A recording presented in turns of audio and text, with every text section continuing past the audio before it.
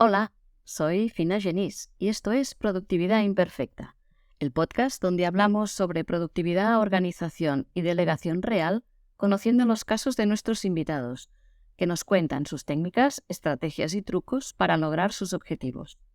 ¿Te apuntas? ¡Empezamos!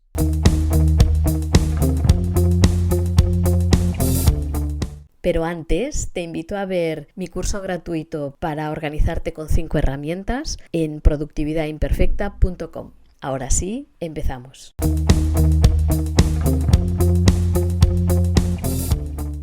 En este episodio del podcast tengo el placer de conversar con Javier Garzás, doctor en informática y todo un referente en agilidad, gestión y tecnología. Ha asesorado a grandes empresas como Inditex, ha formado a miles de personas en técnicas de gestión agile, incluyendo también la inteligencia artificial, y ha escrito 6 libros sobre el tema. Hola Javier, muchas gracias por estar aquí y bienvenido al podcast. ¿Cómo estás? Pues muy bien, muchas gracias, con mucha ilusión y gracias por la invitación y poder pasar aquí un ratito contigo y con toda la gente que nos escuche. Muchas gracias.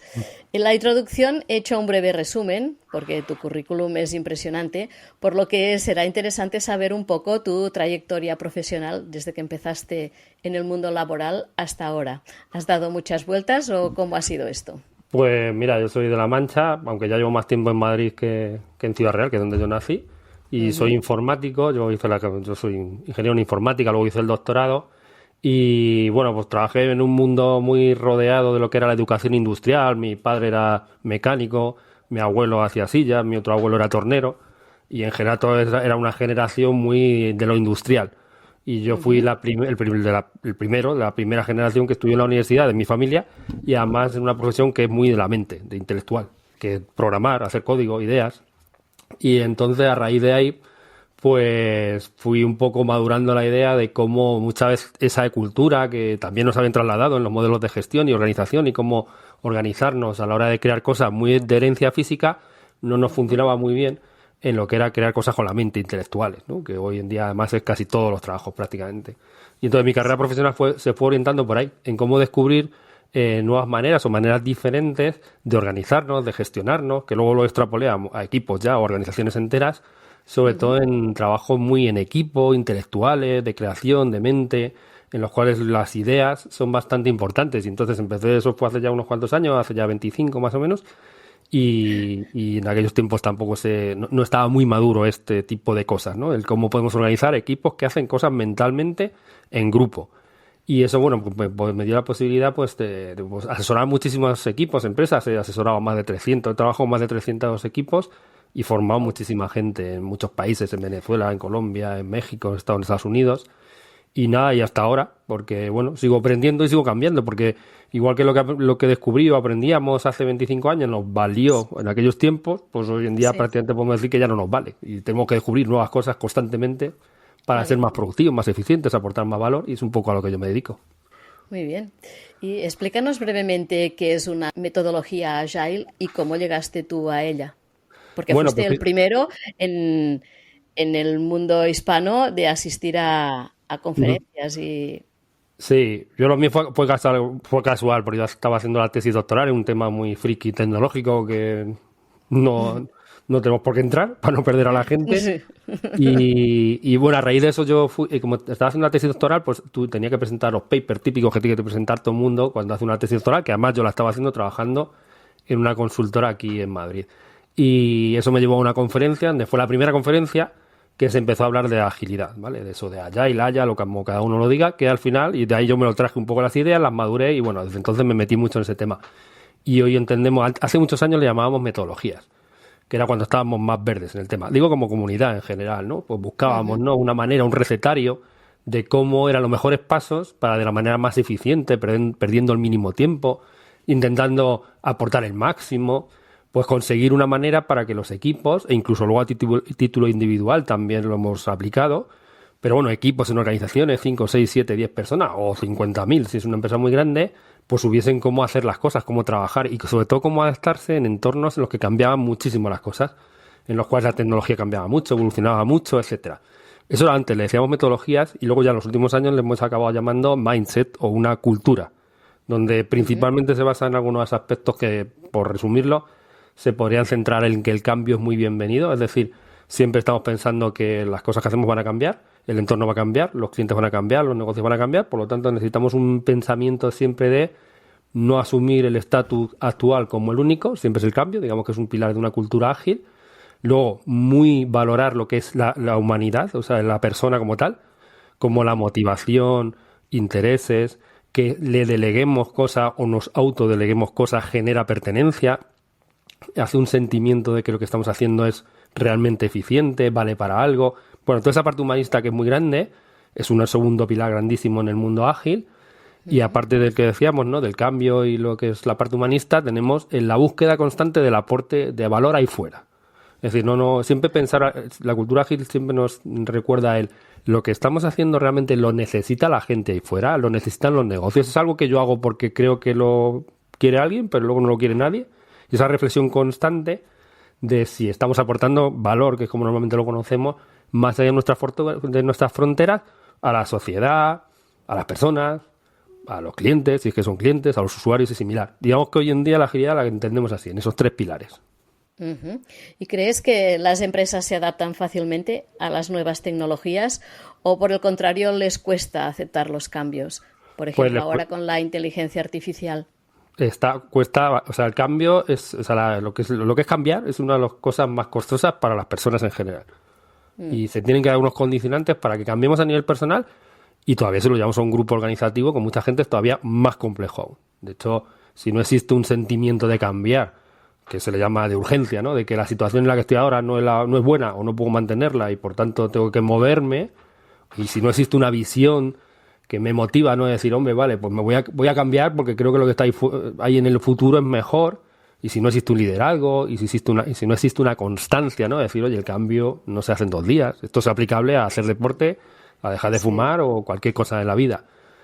Por tanto, es costoso. Entonces, cuando no se dan esos condicionantes, que no siempre se dan, pues nos encontramos en que mayoritariamente los cambios son difíciles. Y lo vemos en las maneras de trabajar, que seguimos, de hecho, en lo que yo me dedico a esto porque seguimos viendo que las organizaciones y los equipos siguen con tecnología del año 2025 gestionándose como en el siglo XIX, con modelos industriales, de intentar acertar a la primera, de grandes plazos, de tomar a las personas que son las que hacen las cosas al final como si fuese un recurso, el recurso humano ese tan feo que se suele escuchar. Sí. Entonces el cambio es algo que nos cuesta mucho y por eso yo me dedico a esto, porque cuesta mucho cambiar. Y en algunos entornos pues es más fácil y otros menos. De hecho, incluso ahora estamos hablando de la inteligencia artificial y no sé, yo lo que me encuentro es organizaciones que lo han tomado, hay algo que ha ido muy rápido y otras organizaciones que están en modelos de trabajo primitivos para la tecnología y las capacidades que tenemos hoy en día. Y háblanos de 233 Academy, que es donde haces formaciones, ¿no? ¿Son formaciones para todo tipo de empresas o...? Sí, es una startup, no sé si es startup, pues ya tiene muchos años, pero bueno, yo le sigo ya diciendo startup. Que lo que intentamos es concienciar, formar, liderar la comunidad, porque al final pues no es un objetivo puramente económico, sino que digamos que casi la mayoría del tiempo, el mío propio, que soy el que lo lidera, es difundir conocimiento de manera desinteresada. De hecho, tengo 2.500 posts en el blog, más de 200 vídeos en YouTube desde hace muchísimos años, y lo que nos mueve sobre todo es intentar concienciar a los que están ahí fuera de que no pueden estar estáticos y sin cambiar respecto a cómo han ido evolucionando las cosas y cómo han evolucionado los productos y las tecnologías que vamos creando. Entonces, de ahí nace 233, que por curiosidad el nombre 233 sí, es la temperatura. Dímelo, porque me genera curiosidad. Pues 233 viene de que es la temperatura en Celsius a la que arde el papel, ¿vale? Entonces, con la lucha esa que yo he tenido siempre, ¿no?, de que hay que estudiar, de que hay que concienciar, de que hay que reciclarse, de que hay que constantemente leer, etcétera, pues de ahí vino el nombre de 233, ¿vale? Que viene inspirado de un libro de ciencia ficción, que es el mismo nombre, pero en vez de en 233 Celsius es en Fahrenheit, donde ese libro, que es muy famoso de ciencia ficción, habla de una distopía en la cual los bomberos, en vez de apagar fuegos, queman libros. Y bueno, jugando con esas palabras y con los números, nació hace ya unos cuantos años el nombre 233 como agrupador de nuestra marca o nuestra idea. Interesante. Y hablemos ahora un poco de trabajo. ¿Cómo es tu día a día? ¿Qué haces en un día normal laboral? Pues yo así, si lo quieres a nivel de cronología o No, horario, no hace falta, no. Más o menos, trabajas muchas horas. sí, bueno, yo me levanto así temprano. Yo soy más diurno que nocturno, entonces intento madrugar bastante, más o menos intento, o sea, hay gente que rinde más por la noche y otra gente por la mañana. Yo soy Sí. más de por las mañanas y bueno, suelo ponerme más o menos a las 6 o así, que no hay casi mucho ruido por aquí y además está a oscuras y tal, que a mí eso me mola. Ujú. Y dedico las primeras horas sobre todo a lo que yo le llamo escanear, ¿no? A leer o a ver las redes sociales, pero para cosas útiles, ¿no? Para ver Sí, cosas no sí, sí. útiles. O sea, mucho en LinkedIn, YouTube, a leer noticias de lo mío. Y Mm. luego a partir de ahí ya llega el momento de llevar a los niños al cole, que es un poco aquí el corte del día. Y me voy más o menos una hora a andar, que ese es el momento yo le llamo de pensar. O sea, el de antes Ujú. de los niños es el de escanear, que yo le llamo, que es intentar leer todo lo que está pasando por ahí. Ajá. Y luego después de los niños el rato de andar, ahora sí que yo hago es para pensar. Y luego el resto, cuando vuelvo, pues para hacer cosas. Luego me voy a hacer deporte a la 1:30 más o menos. Y luego por la tarde la dedico, como ya es cuando menos la cabeza ya está un poco más cascada, pues ya le Sí. dedico al tema de los correos, burocracia, papeles, ese tipo de cosas. Más o menos yo lo tengo organizado así. Muy bien. Y para planificar tus tareas y luego qué tienes que hacer, ¿cómo te organizas si quieres grabar un nuevo programa de YouTube o cualquier otra historia? Ujú. Pues, o sea, así en el día a día operativo, así a corto plazo, yo tiro mucho de POSIT. Tengo miles de POSIT, por aquí no se ven, porque está aquí más o menos para que no se vea el desorden, pero hay muchos POSIT en mi desorden ordenado. Y luego lo que también utilizo así, bueno, utilizo una pequeña aplicacióncita que se llama Task de Google, Ujú. que bueno, hay un montón de estas, ¿no? Sí, Antes utilizaba otra que era el To-Do-It, creo que era. Pero sí. utilizo esta que se llama Task, que es de Google, simplemente porque puedo ponerla al lado del correo. O sea, cuando entro al correo electrónico me sale aquí justo a la derecha y no tengo que ir a otra aplicación. Y esa aparentemente tontería no lo es tanto porque me hace que si estoy viendo el correo electrónico tenga el Task aquí. Entonces son los posis de toda la vida, con un montón de garabatos por los posis. Eso lo utilizo muchísimo. Sí. Siempre voy con los posis y con el rotulador. Yo eso es lo que más utilizo. Ajá. Y cuando tienes objetivos más a largo plazo, Pues ¿cómo planificas y cómo lo haces para cumplirlo? Pues mira, más a largo plazo, si el task y los posts son a corto plazo, yo utilizo, bueno, aparte de lo típico que utiliza todo el mundo, el calendario similar, pero lo que tengo de hace unos cuantos años, que me viene muy bien, para no perder el objetivo así a medio o largo plazo, semestral, anual, Ujú. utilizo Miro, que es la Vale. herramienta esta que, bueno, que es el lienzo Las este, pizarras, sí. sí, la pizarra, pero lo utilizo porque tiene una vista, que es un calendario, una especie de calendar, Ujú. que se ve anual por semanas. Y bueno, al principio me costó acostumbrarme, pero me viene muy bien, porque es como si fuese en un cuadradito, veo todo el año. Y entonces Vale. además no me deja poner tanto detalle como se podría poner en un calendario de Google, con lo cual Ujú. es como digamos que en mi barrera de mayor abstracción. Entonces utilizo una fila por semana, por mes, tengo una fila por mes, así los 12 meses, y luego las columnas Ujú. son los días, y entonces me permite, además haciendo zoom y entrando y saliendo, me permite Sí. muy bien ver los objetivos de los cuartos, los semestres y los años. ¿Vale? Qué interesante.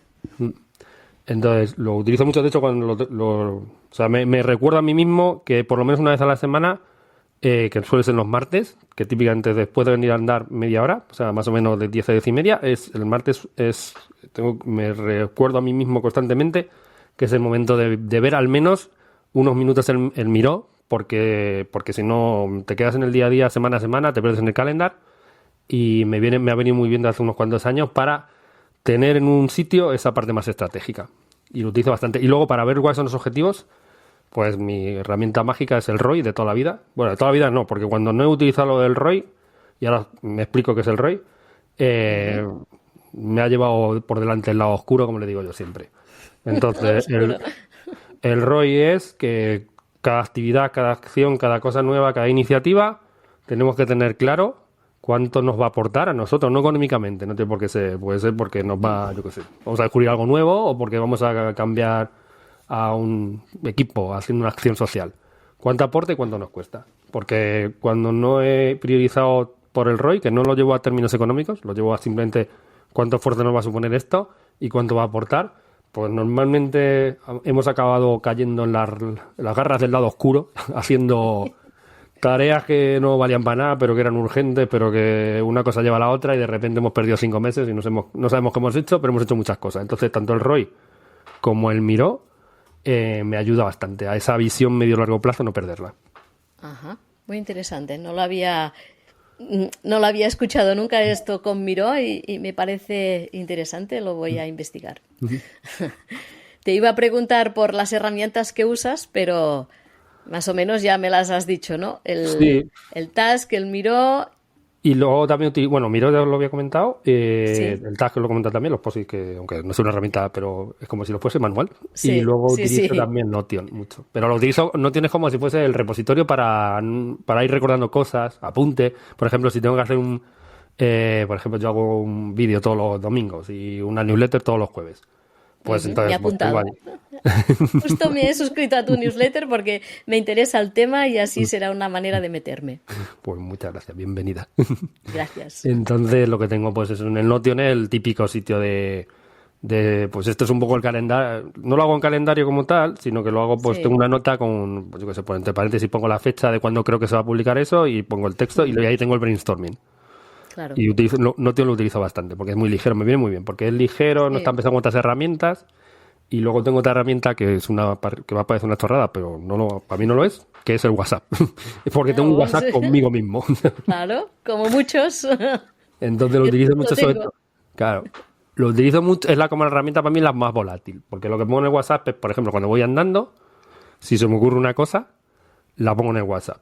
Y entonces, o la pongo en un post-it o en el WhatsApp. Lo que pasa es que ahora voy con la Meta esta, con la Ray-Ban, que me funcionan muy bien. Y cuando les digo, mándame un WhatsApp a mí mismo, no lo tengo que escribir, me lo manda a mí mismo y por eso utilizo mucho el WhatsApp para eso.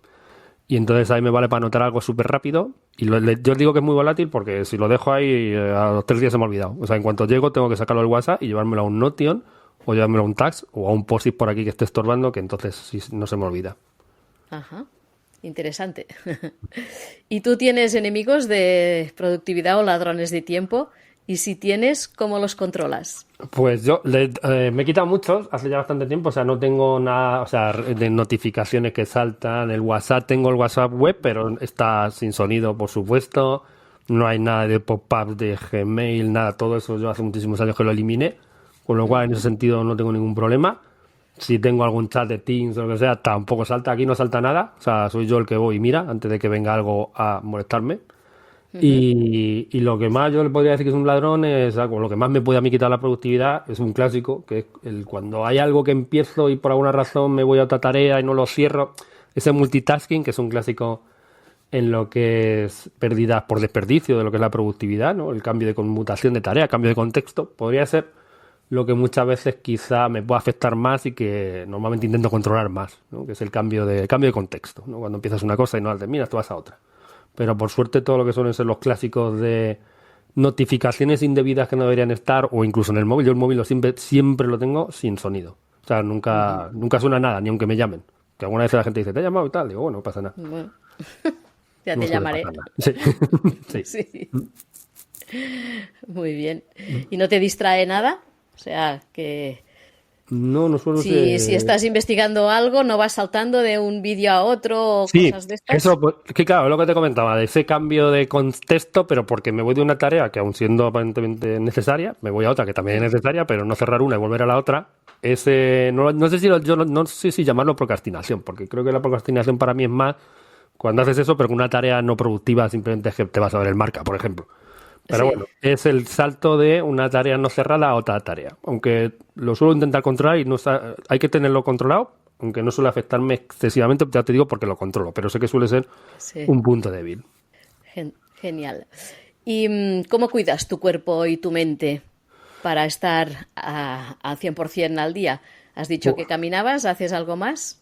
Sí, yo hago CrossFit hace muchísimos años, Ujú. porque es mi manera de meditar. Entonces yo no he podido, me he intentado meditar, hay gente que se le da bien, a mí no se me da bien, no Estando puedo. quieto no te va. No, porque voy a pensar en mis cosas, pero hacer así un ejercicio bastante intenso como es el CrossFit, aparte por el tema físico, la espalda, bueno, también me quitó una hernia que tenía hace mucho tiempo en la espalda, bueno, Ajá. miles de cosas, y además que cuando estoy en ese momento es como que sí, como estoy tan concentrado en hacer ese tipo de ejercicio, pues no, pues me evade bastante la mente y no pienso en el trabajo. Entonces lo intento por lo menos ir 4 o 5, ojalá 5 días a la semana en ese trocito normalmente, que suele ser de la 1:30 a 2:30, normalmente.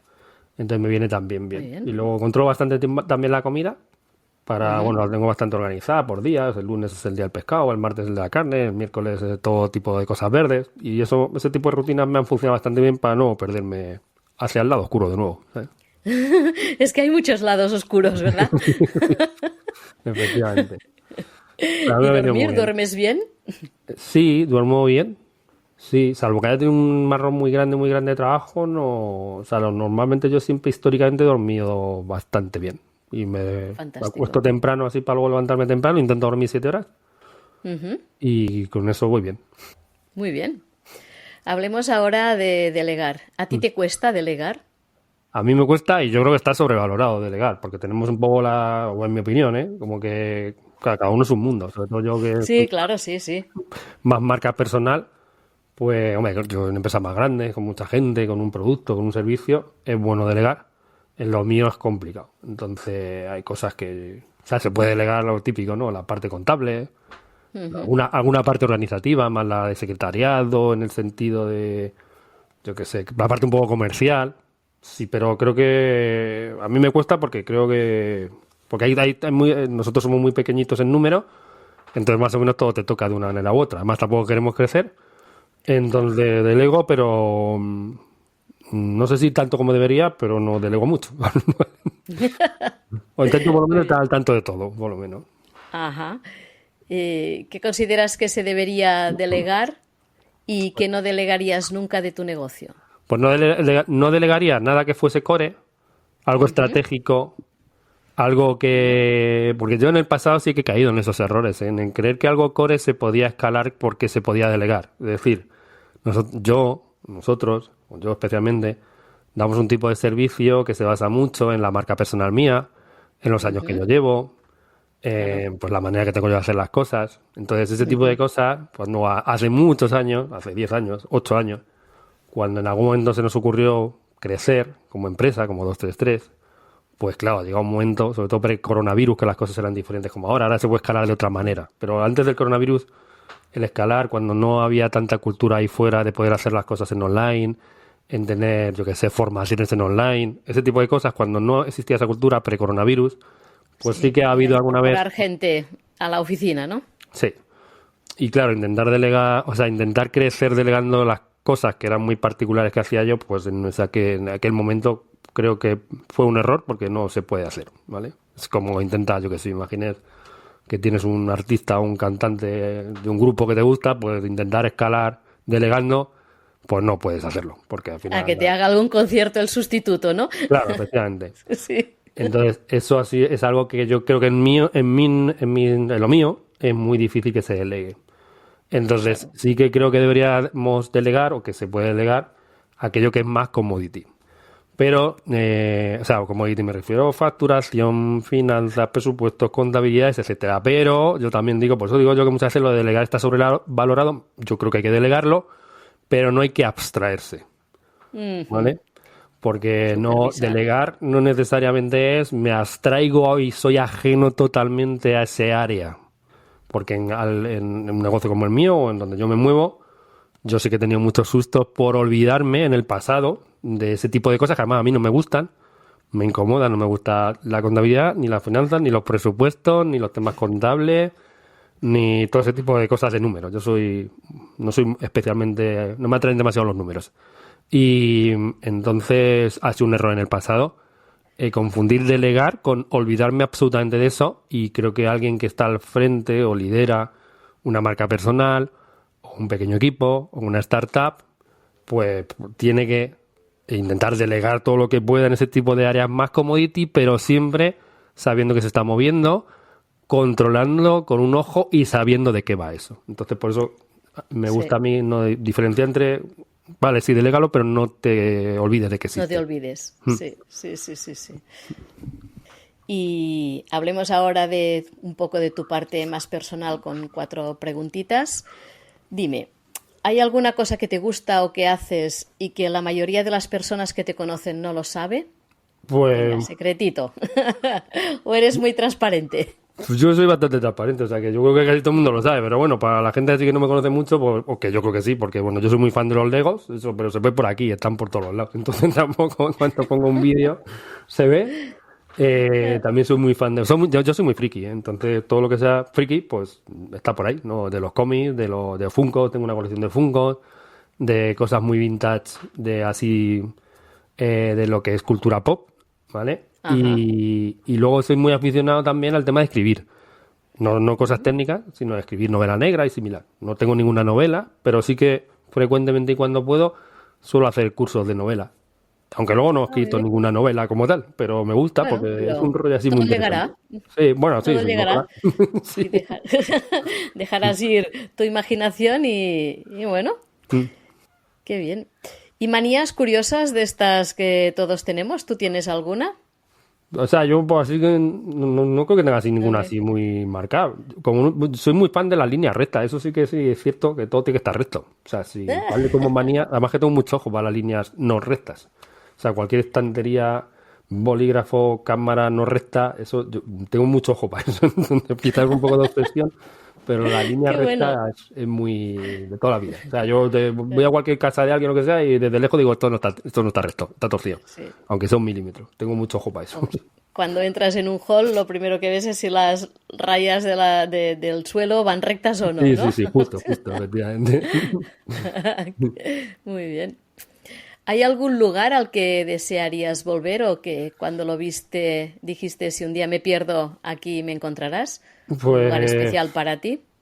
pues hay, no sé, he ido a muchos sitios, además por trabajo la mayoría, casi todo Sí, claro. Latinoamérica Has y bueno, el viajado norte. mucho, sí. Sí, y no lo sé, pero así que espiritualmente así que me marcó mucho cuando estuve en la India, que es como un clásico, ¿no? Así, no, está en la India como que siempre parece como que demasiado idolatrado, pero hay un sitio que me gustó mucho que no sé si es donde me encontraréis, pero sí que lo recuerdo como para volver, que es Varanasi, que no sé si bueno, si no lo conocéis, es una ciudad no del todo turística en la India, fuera del Ujú. triángulo típico que va todo el mundo, y que es un sitio que dicen que se vive más que se ve, porque bueno, tiene una cultura, es donde además pasa el río Ganges, bueno, por muchos sitios pasa el río Ganges, pero concretamente esa Sí, ciudad, pero es una ciudad sagrada porque la gente va a incinerar a sus muertos, echar las cenizas al río y tal. Bueno, tiene un tema que no es tanto de contar visualmente, sino de sentir, y ajá. creo que es un sitio con una paz, donde algunas veces asociamos mucho, que a mí me llama mucha atención, a la India o países similares con países pobres, que lo son, o de tercer mundo, que probablemente lo sean,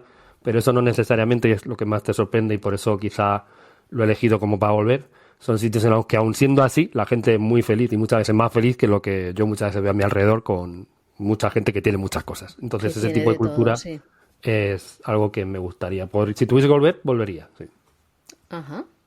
Y la última, un personaje histórico o actual, pero conocido, para que sepamos quién es, con quién te gustaría compartir mesa, tener una larga sobremesa y por qué. Pues yo que sé, hay muchos, ¿no? Pero yo para esta pregunta, pues para responderla, pues así me mojo y así siendo un poco friki en estos temas, yo elegiría a Asimov por ser para mí uno de Ajá. los autores, pues yo que sé, aparte de que es el que ojalá tuviese yo los más de 500 libros que tiene él, entre los libros cortos, novelas cortas, largas, pequeñas, La Fundación, Yo Robot, etcétera. Es uno de los autores que más libros ha escrito. De esa parte que a mí me gusta mucho, que es la parte de ciencia ficción, pero además como visionario. Creo que además, con la repercusión que ha tenido, no es tan conocido como otros, ¿no? Y Ujú. además porque en lo mío, además, que bueno, yo soy la parte más de tecnología, etcétera, pues ha sido uno de los mayores visionarios que, yo qué sé, prácticamente él hizo la predicción de que iba a aparecer Internet. No lo llamaba así, pero él dijo, bueno, llegará un momento en que todos los ordenadores estén conectados unos con otros, no sé cuántas. Y así incluso con muchas cosas de la inteligencia artificial. Y eso que murió hace ya unos cuantos, bastantes años, de una manera Sí. además bastante pues, peculiar el cómo murió. Pero además, ¿Sí? incluso, sí, ¿Cómo? pues él murió por SIDA.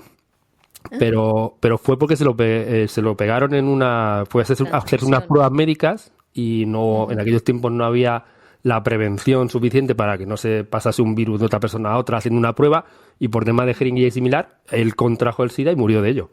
Y Ostras, sin haber no lo se sabía. expuesto a ello. Y bueno, toda la parte de Yo Robot, la ley de la robótica, todo ese tipo de cosas, o sea, es que es un muy visionario y yo creo que una conversación con Asimov sería bastante interesante. Curiosa, me apunto. Es un tema que desconozco bastante, la ciencia ficción, nunca ha sido mi tema preferido, pero no deja de interesarme también. Pues hasta aquí la entrevista. Finalmente te cedo el micro para que puedas decir lo que quieras o dónde te podemos encontrar. Bueno, pues encontrarme, yo creo que el sitio más fácil es javiergarzas.com, que es el dominio que tengo hace ya muchísimos años, que es donde empecé yo con mi blog, el primero, el que sigo teniéndolo, bueno, que llevo ahí ¿Sí?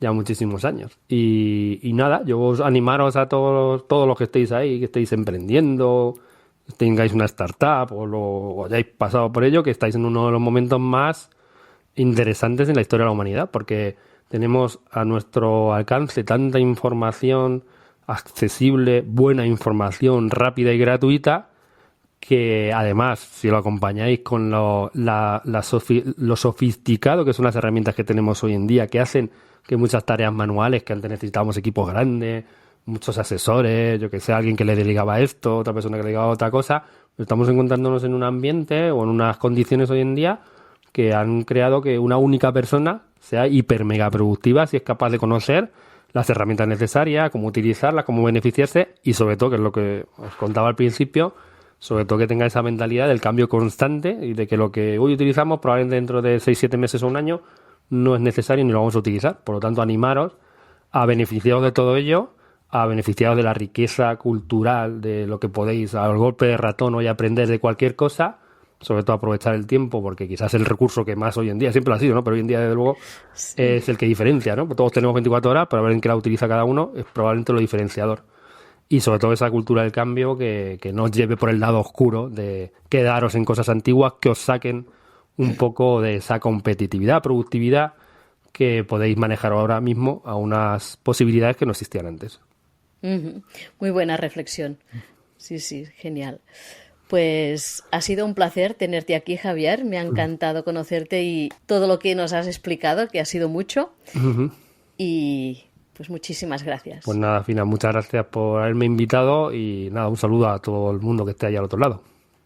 Gracias. Hasta aquí la entrevista de hoy. Espero que te haya gustado el programa y agradeceré tu me gusta y tus 5 estrellas. Finalmente, decirte muchísimas gracias por dedicar parte de tu tiempo a escuchar este podcast y hasta la semana que viene.